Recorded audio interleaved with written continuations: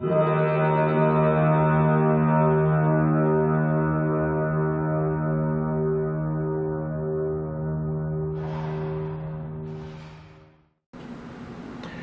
y'all doing? For this review, we're going to go cover something of the Gothic. And while I'm doing this in October, this is probably something you can read throughout any part of the fall season. But despite the fact that I said Gothic, it is not a Gothic horror like Phantom of the Opera or Dracula. This is definitely not a thick one like, say, Melmoth of the Wanderer by Manturin. No, this is a very thin one, closer to the first Gothic novel, Horace Walpole's Castle of Otranto. The book we're going to cover is The Cavern of Death, edited by Alan Grove. Notice I said edited, not written, because we don't know who the writer is. According to Alan Grove's introduction here, which will also give sources of, for those who want to read further, the author published this anonymously. We don't know if it was man or woman. They tried looking at the writing, see if it was like, male Gothic or female Gothic, and it's like has elements of all. It was first published in newspapers around the 1790s at True Britain, but they didn't put the whole story there. They stopped putting parts, rest of the story here when they decided the other news was worthy of it. But eventually it got published in a book form, and as one of those book forms, they think it's the second edition, and they're not quite certain if the second edition was the first book printing and the newspaper was first edition. They're not clear on that. But the earliest book printing that they could find, Valancourt Books has decided to publish one for anyone to read. Now, Valancourt Books I have covered in a couple of other videos here with Basil Copper's The Great White Space and House of the Wolf. So I looked at their website, found a couple more titles I liked and purchased them, and one of them I'm going to review here.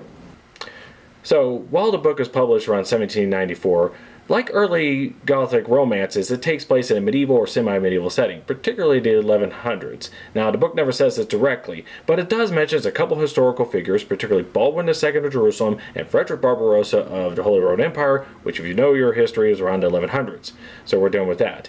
And so our main characters are introduced as Sir Albert. He's accompanied by his faithful esquire Maurice, and they're traveling through the Black Forest to a destination called Dornheim to meet with a friend of his.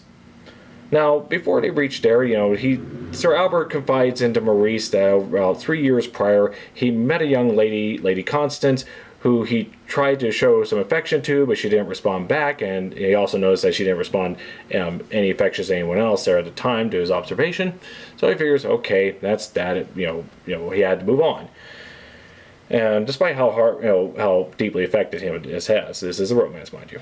So as they were traveling here, a meteor comes across the sky and it lights it up the land at night enough to where it shows a cave that upsets his esquire there, Maurice. And so, with all that said, they finally reach their destination, Dornheim, to meet up with Sir Albert's friend, Lord Frederick, whose father, the Baron, is getting married in 3 days. So, as he meets up with the Baron here, the Baron inquires him of his past, and he says, because he notices his rings, oh, what was your family there? So, well, I'm originally in Prague. Oh, you're Bohemian? Well, yes, I was sort of raised by my uncle. I don't know my parents, but my uncle raised me. What meager funds we had, gave me some education, and got me, helped me into knighthood and so forth. And then later, Frederick, invites him outside, out of the ears of everybody, to a private chat in the woods. Now, apparently, the Baron's, marriage is to the Lady Constance herself. Surprise to Sir Albert there. And Lord Frederick has also grown infatuated with this young lady here, to the point where he asked Sir Albert if he could take care of his father, so he can acquire her as his bride. Well, Sir Albert says no, and our friendship is ended, and wanders off in the woods by himself. So Sir Albert, conflicted with all this, that the Baron is marrying the Lady Constance, and his son wanted him to kill his father to have the Lady Constance, and this is the lady who he's fallen in love with. He wanders out alone. He knows that the Lady Constance is nearby to another castle of Hertzwald, and finding himself there, especially with the guide of a peasant, he meets, he walks around and he hears a couple of ladies' voices in, a nearby room, and he overhears them, and he finds out it is a Lady Constance and her maid Eleanor. And so, as he's overhearing a conversation, the Lady Constance, who's not wanting this marriage at all between her and the Baron, and she confides into Eleanor that there was only one person she felt any affection for, even though she never confessed, and that was Sir Albert.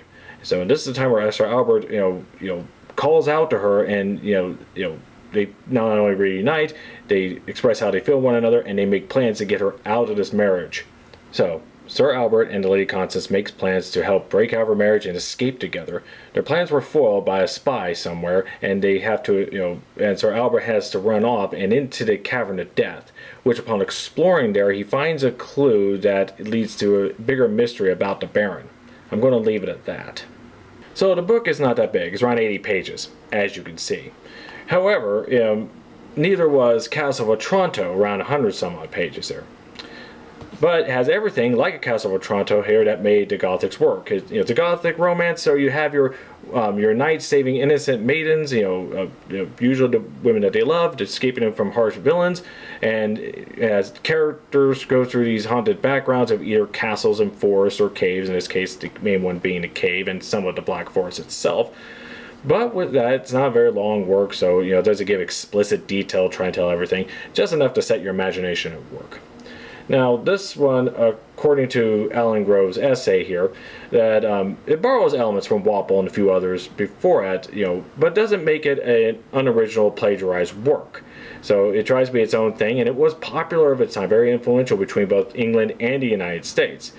However, you probably never heard of it if you're interested in Gothics at all, so that's where Valancourt books come in. They try to find books that haven't been published in a long time, usually from the first or few times they were published at that period, and give them a second chance in life in today's era. So with that being said, if you like the idea of knights and ladies being rescued from villains, and if you do like Gothic elements, in this case of a deep cavern with a little bit of mystery, give this one a shot. It won't take you long. That is the Cavern of Death, edited by Alan Grove by Valancourt Books. Thank you all for watching. You have a nice day.